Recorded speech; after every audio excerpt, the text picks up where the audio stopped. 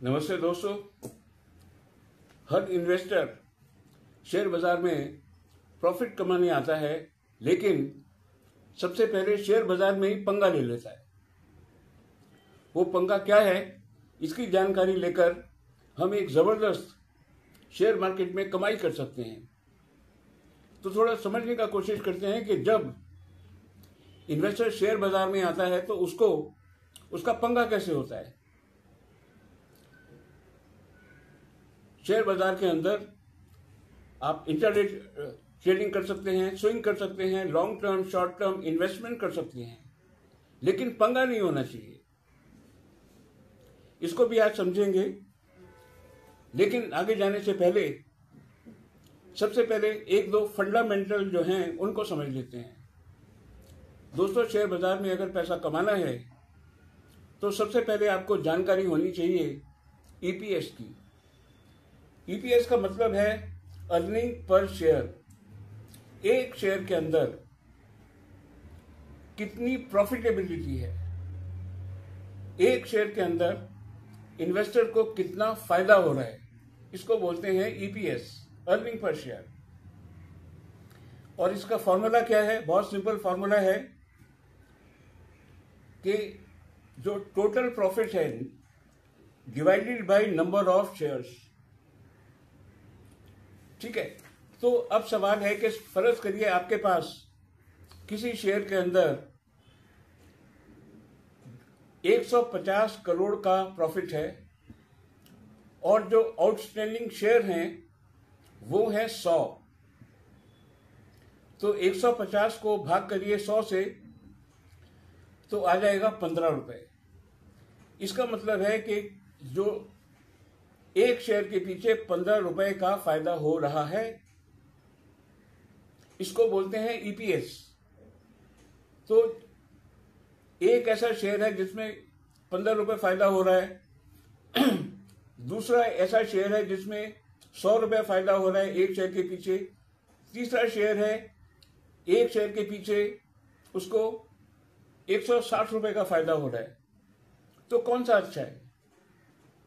जाहिर है जब एक शेयर के पीछे 160 रुपए किसी को मिल रहे हैं तो वो शेयर बेटर है, अच्छा है।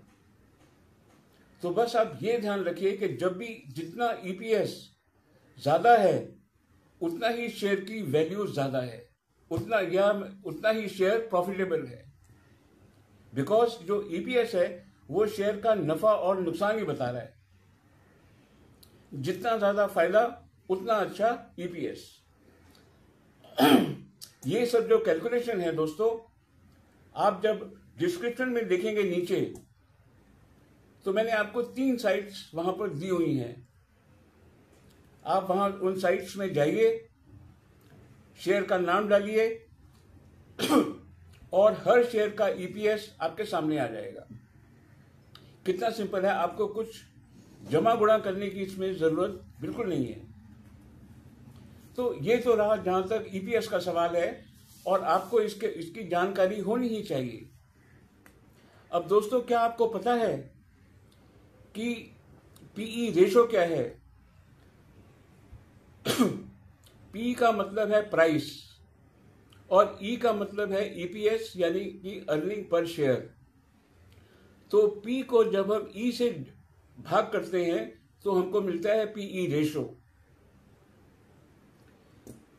जो ये पीई है, पीई रेशो जो है, ये एक वेरी क्विक और सिंपल वे है ये पता लगाने के लिए कि जो शेयर है वो ओवर वैल्यूड है या अंडर वैल्यूड है उसी सेक्टर में। कहने का मतलब है जैसे आईटी सेक्टर है, उसके अंदर इन्फोसिस भी है, एचसीएल टेक्नोलॉजी भी है, उसके अंदर विप्रो भी है, टेक महिंद्रा भी है। जब आप इनके पीई की स्टडी करेंगे तो आपको मालूम पड़ेगा कि जो भी शेयर जिसकी पीई सबसे कम है वो शायद सबसे बेस्ट शेयर हो सकता है। इसी तरह से हमें मालूम पड़ता है कि जो पी को देखने से मालूम पड़ता है कि शेयर जो है उसी सेक्टर के अंदर महंगा है या सस्ता है। आप देखिए, आप दो डिफरेंट सेक्टर को कंपेयर नहीं कर सकते कि एक तरफ आपने आईटी का पी देखा और दूसरी तरफ आपने जो है फाइनेंशियल किसी बैंक का पी देखा, ऐसे नहीं। एक ही सेक्टर के अंदर आप अगर पी देखना है तो आईटी सेक्टर का पी देखिए, आपको बैंकिंग सेक्टर का देखना है तो बैंकिंग सेक्टर का पी देखिए आप। फिर आप देखिए कि पी जो है इनमें सबसे कम किसका है। तो दोस्तों, अगर कोई ऐसा शेयर है जिसका पी ज्यादा है, इसका मतलब है कि उसके अंदर बहुत फायदा होने वाला है। लेकिन अगर पी बहुत ज्यादा है तो उसका क्या मतलब है? जब पी बहुत ज्यादा है उसका मतलब यह है कि शेयर ओवर वैल्यूड है। समझ में आ गई? और अगर किसी शेयर का पी बहुत कम है, इसका मतलब है कि उसको जो बिजनेस वो कर रहे हैं उसके अंदर बहुत ज्यादा डिफिकल्टीज हैं या बहुत ज्यादा चैलेंजेस हैं। तो इस तरीके से आपको समझना पड़ेगा शेयर जो है ये ओवर वैल्यूड है, अंडर वैल्यूड है या हाईली ओवर वैल्यूड है। I hope I have made this point very clear to you. अब दोस्तों सवाल करते हैं कि जो पी है ना उसको निकाला कैसे जाता है। तो पी निकालने का एक बहुत सिंपल फॉर्मूला है, प्राइस को ईपीएस से सिर्फ भाग कर दीजिए।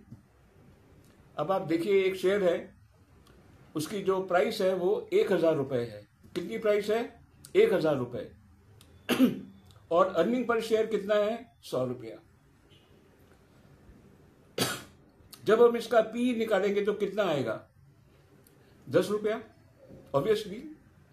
दूसरी कंपनी है जिसका जो प्राइस है वो 1200 रुपए है और ईपीएस है, अर्निंग पर शेयर जो है वो 50 रुपए है। तो इसका पी कितना आएगा? 24 रुपए आएगा।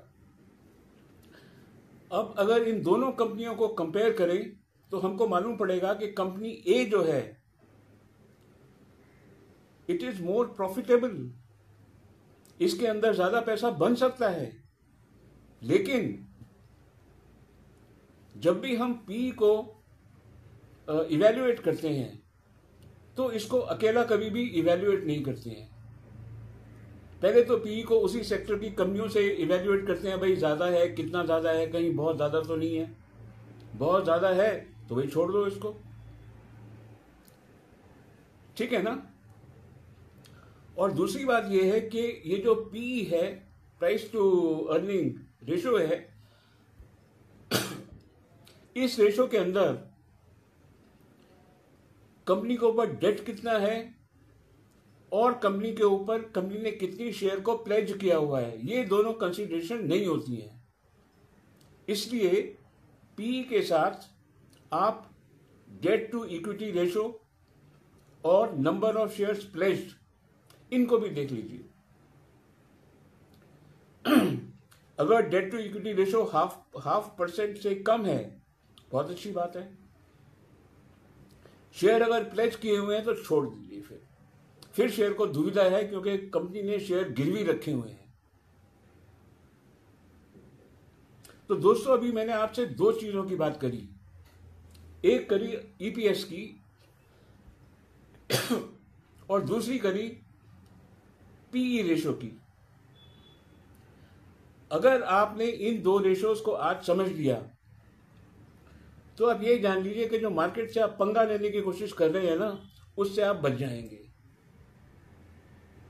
आने वाले वीडियोस में मैं आपके साथ 3-4 और रेशियोज को भी आपके सामने रखूंगा।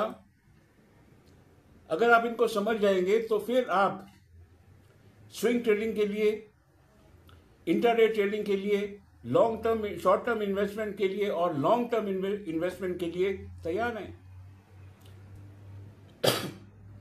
कोई आपको आपकी जो प्रॉफिट है उसको कोई रोक नहीं सकता। तो बस मेरी आपसे यही रिक्वेस्ट है, अगर आपको इस वीडियो के अंदर कोई वैल्यू नजर आई है, कोई इंफॉर्मेशन मिली है, आपको ये वीडियो किसी भी तरीके से अच्छा लगा है तो प्लीज लाइक करिए, शेयर करिए, कमेंट करिए और सब्सक्राइब जरूर करिए। दोस्तों, मैं बता दूं आपको, जब मैं इस चैनल की एनालिसिस को देखता हूं तो 70% लोगों ने इसको सब्सक्राइब नहीं किया है। वो देखते तो हैं रेगुलरली, सब्सक्राइब नहीं किया है। तो please subscribe the video. Thank you very much. जय श्री राम।